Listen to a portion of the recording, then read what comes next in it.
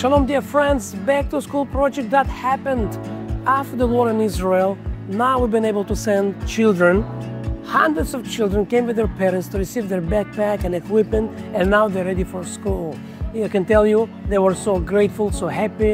It's wonderful to see kids smiling, receiving gifts. Wonderful.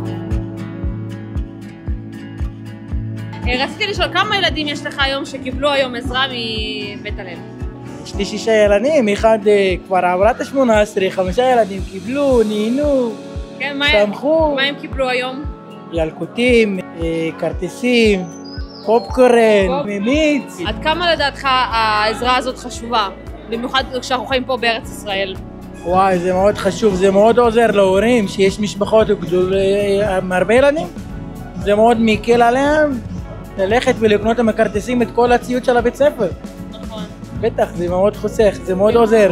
אני מאוד מאוד מודה לכולכם, התומכים, לאנשים שדאגו פה, שעשו את הכל, ממש תודה לכם. זה מאוד עוזר, באהבה, תודה לכם, מהלב.